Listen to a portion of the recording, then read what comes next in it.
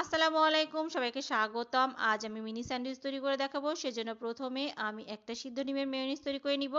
ব্লেন্ডারের বাটা মশলা করা জারে একটা সিদ্ধ ডিম দিয়ে দিয়েছি দেশি রসুনের 4-5 কোয়া, 2 চা চামচ লেবুর রস, 2 চা চামচ চিনি, 2 টেবিল চামচ গুঁড়া দুধ, পরিমাণ মতো লবণ, 4 টেবিল চামচ সয়াবিন তেল, 1 চা চামচের 4 ভাগের 1 ভাগ সাদা গোলমরিচের গুঁড়া দিয়ে ব্লেন্ডারটা অন করে দিব।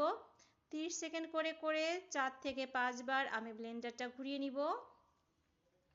সবগুলো উপকরণ যখন একসঙ্গে ভালো করে মিশে যাবে তখন একটু চেক করে নিব।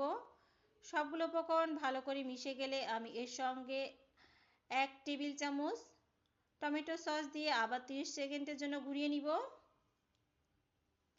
আমার মেয়োনিজ তৈরি হয়ে গিয়েছে।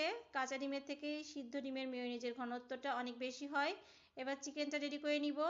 হাড় ছাড়া মুরগির মাংসের টুকরা নিয়েছি হাফ কাপ, দিয়ে দিয়েছি পরিমাণ মতো লবণ, হাফ চা চামচ আদা বাটা, হাফ চা চামচ রসুন বাটা, হাফ কাপ পানি দিয়ে সিদ্ধ করে নিব। জোরে জাল দিয়ে সিদ্ধ হয়ে গিয়েছে, এটা আমি হাতের সাহায্যে ম্যাশ করে নিব।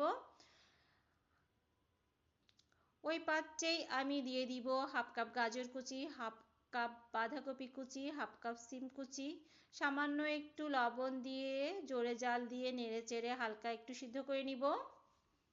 পাউরুটিটা স্যান্ডউইচের আকারে কেটে নিয়েছি।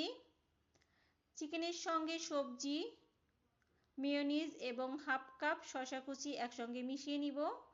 তারপর একটা পাউরুটি স্লাইসের মধ্যে পুরটা দিয়ে দিব, তারপর আরেকটা দিয়ে ঢেকে দিব। এভাবে সবগুলো স্যান্ডউইচ তৈরি করে নিব। এভাবে বাসায় স্যান্ডউইচ তৈরি করে নেবেন, দেখবেন স্যান্ডউইচটা খেতে অনেক মজা হয়েছে এবং সুস্বাদু হয়েছে। স্যান্ডউইচ ছোট হোক আর বড় হোক উপকরণ একই থাকে।